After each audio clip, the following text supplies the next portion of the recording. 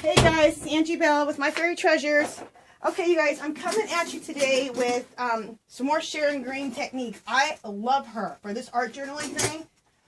She's very organic and she likes things not perfect and muddled and muddled, and just like how I like to do the coffee dye paper, because it's, well, I like to coffee dye and burn the paper.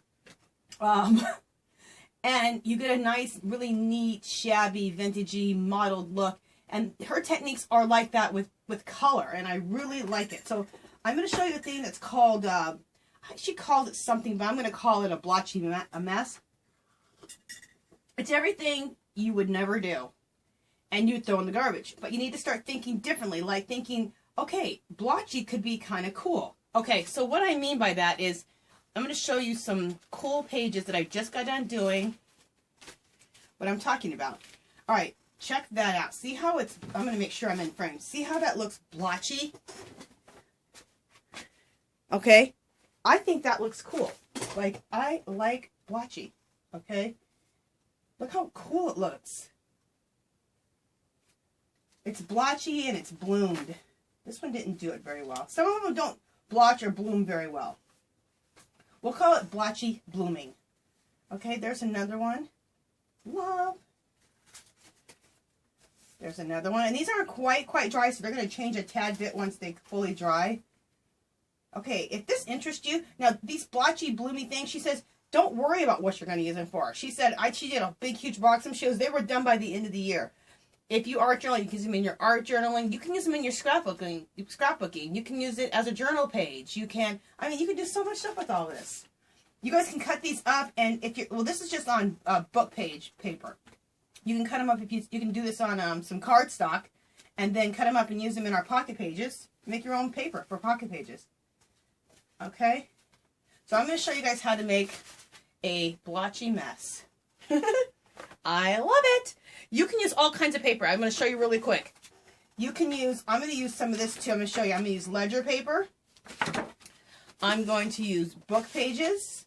And then I'm going to use, I got this, is it Sudoku puzzle book? I got a big fat one about that big at the dollar store, and I was gonna, well, I've coffee dyed the paper already, and I love that, coffee dyed and burnt it, but I thought, let me use this technique on that. It's called The Biggest Puzzle Book Ever. I guess it has all kinds of things in it, all kinds of puzzles. Anyway, doesn't matter. I got it to do my art journaling. We're gonna first, you know, I haven't done any of this, what do you call it, columnar pad, you know, these sheets. Anyway, let's take out a few. Let's take out a few. Let's take out more now. I won't do all of these because I'm just going to give you guys a sampling of it, but I'm going to be working on this for the next hour or two. Okay, what I do is I spray a little water so that when I spray these paints, what you're going to use is you can make whatever, okay, I have Diane Wrigley's sprays, and they are when you hit them with water, they run. Okay, so they're not permanent, and that's what you need. You need something like watercolors or something that's going to react with water. Okay, so that's what you want. Now I make my own homemade sprays. I don't really buy the Diane Wrigley's anymore because now I know how to make my own. Okay, you get this stuff called. Now, this is a pearl one, so they have them, and I don't have to go to my bathroom right now. That's where I have these all stored. Anyway, they're at Blick's. They're called liquid watercolors. They come in every color. They come in teals and purples and yellows and oranges. And you mix half water, half water, and then half liquid watercolor. And you get them at Blick's. They're about $4 a piece. But you guys, you can make bottle after bottle after bottle of these sprays. So see, some of these, that's my homemade spray right there. Okay? And this reacts with water. Okay? All right.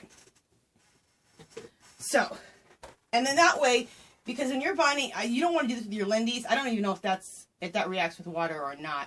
But anyway, they're expensive, and you're like, okay, I feel like I'm wasting it. But if you go and buy, like I said, at Blick, the liquid watercolor, and make your own, you'll feel freer to use them up like crazy. Okay, so I'm going to start. So this is the thing. Don't think too much about the colors you're putting down. Don't even think about if you're making mud, because you know what? With what we're doing, it can come out really cool. Okay, so I love this, and what I do is I take it here, get unhooked, and flip it over. Make sure you have something down to protect your station. What I use to protect my station, and then just go like this, because you're going to put this one on this one. It's going to print on the one below it, so you do two at a time. What I have down on my station is shelf liner from the dollar store. It's just as good as that Tim Holtz liner, but it's cheap. It's $1. I love it. Okay, let me show you how cool this looks.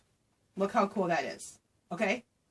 So, you're going to put this to the side, and you're just going to stack these crosswise on top of each other. They'll bleed into each other, and that's good. At the same time, have some coffee filters next to you to blot off some excess if it's a little too drippy. And then you can use coffee filters too. So that's another thing that you can use, that you can also do this technique on. Also, when your station starts getting too messy, take your coffee filter and start mopping it up. And you don't have to use them just for mopping. You can actually spray on these too. And spray water and spray the colors and have these, because I have some of those too I'm going to show you. So anyway, there we go. Start mopping that up. And pretty soon this will be another one of those blotchy messes that you can make. Okay, so let's do another one.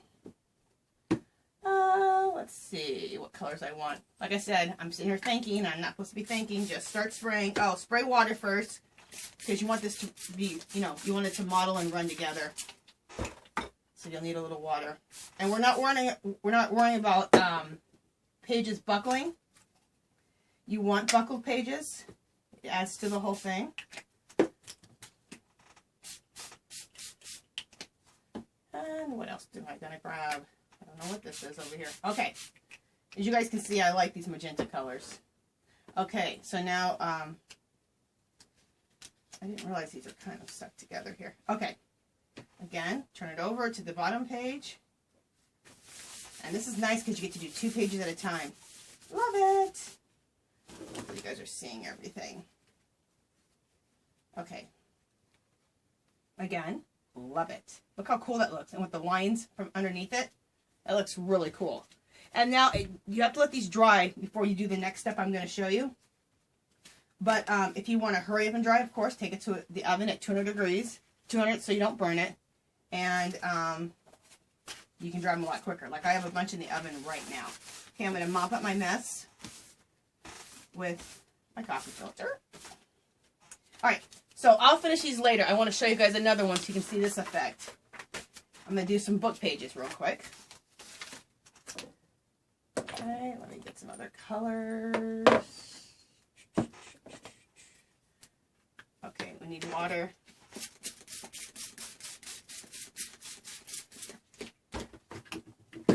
Some of my sprayers aren't working, so that's what, if you see me pick something up and put it back down, it's because the sprayer ain't working. Okay, let's do that. Let's just get some yellow in here. I love this Pure Sunshine by Diane Reevely. Love Dilutions.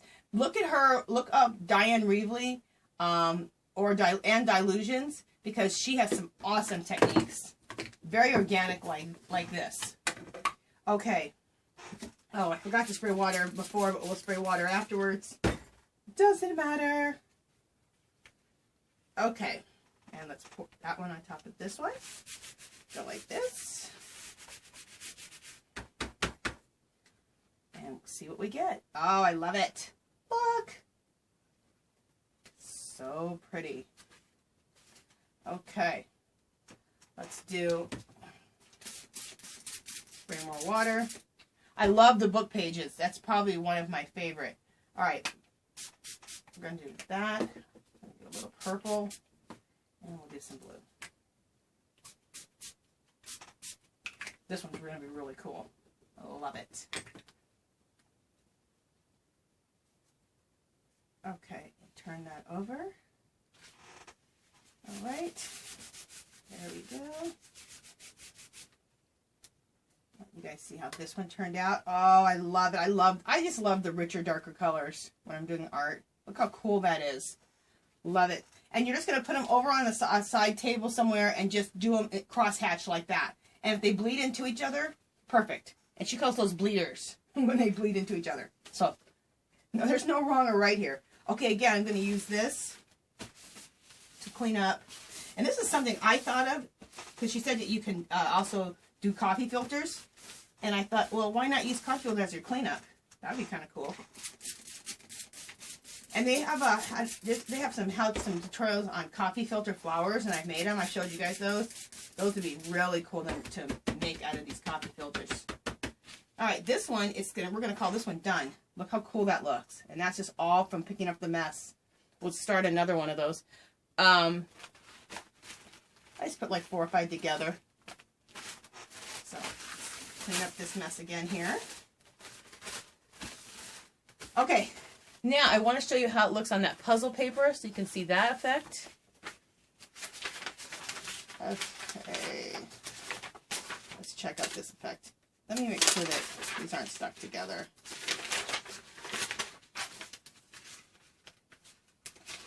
Okay. So we got a stack of these. Spray them with water.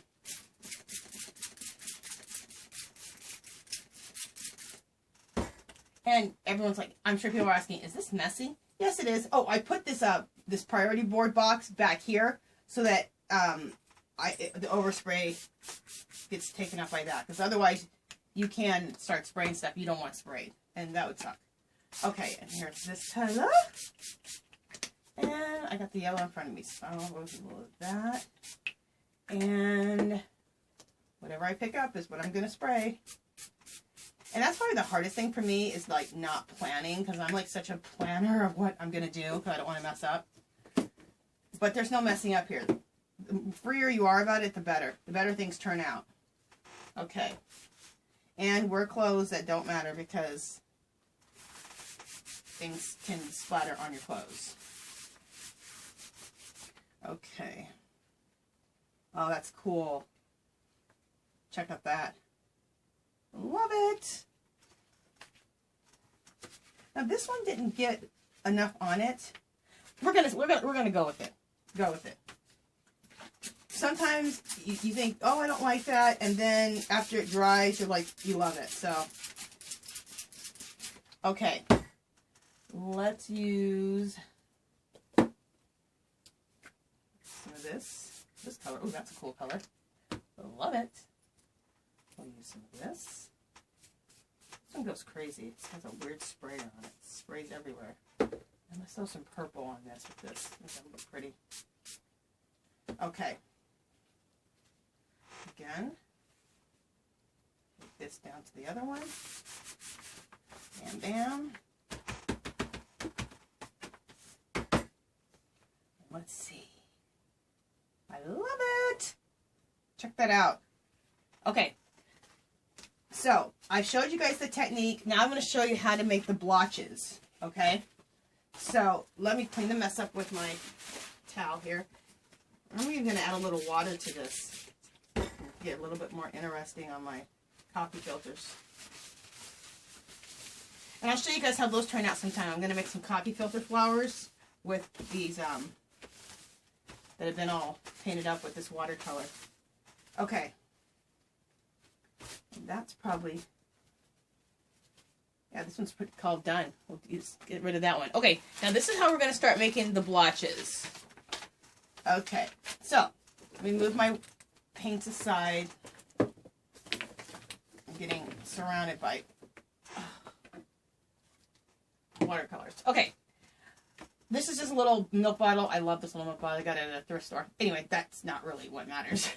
But you need a little thing of water and something to squirt with. It's gonna like leave droplets. You don't want to use a spray bottle because you want droplets of water. You can also use a empty glue bottle and then do droplets. So whatever you have, you can create droplets.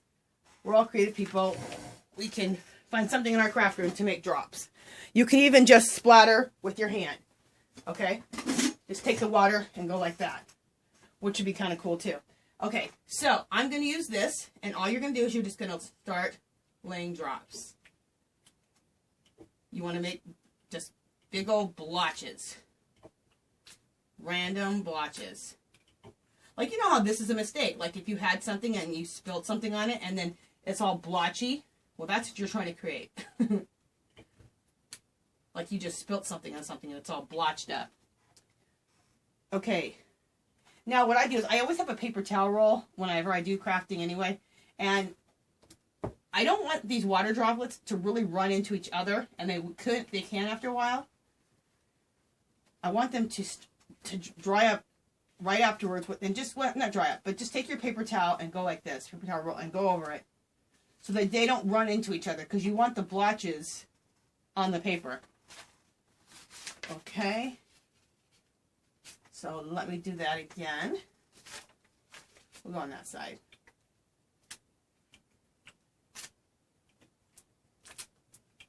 I love that sound. Just like. Okay, you guys. If you think you can't do art journaling, you can. Everybody can do this. You can make a journal just out of blotched paper. Bind all this together and make it into a journal. How cool would that be? Okay. So now roll this over again. And check it out. You got your blotches. And you really get the effect of it after it dries. We'll go that way. I think this one's going to make a really cool one because it has some really, it has a lot of pigment on it. Seems like the ones that have more pigment are the ones that make better blotchy paper. I think. I could be wrong. Okay. Then, go ahead and go over it really quick. You can let the water sit there for just 30 seconds, just to let it really adhere to the paper or wet the paper and go through. Again, look at all the blotches. I love it. Okay, let's do some coffee filters. You know, these are thick. These are thin, so I'm going to try this technique of putting 3 together. So I put 3 coffee filters together that we did, because this may go through. Oh, be careful with the coffee filters because you're blotching or you're blooming. That's what she called it, blooming. Blotching and blooming. On the coffee filters, it blooms big time.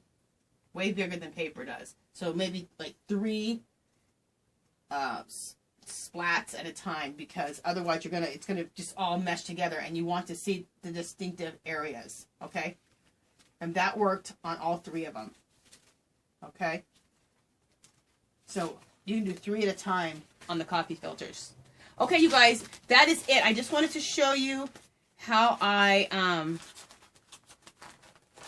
accomplished that. Let me go back. And again, let me just go back and show you. These are the kind of effects you're going to get. These blotchy, blooming effects. Love that. Check out that. And you guys, we can use this stuff in our art journaling. In our art journaling, you can use this in scrapbooking. What a cool scrapbook page, you know? I mean, this is just fabulous. So excited. I'm glad I showed you guys this technique. Try it out.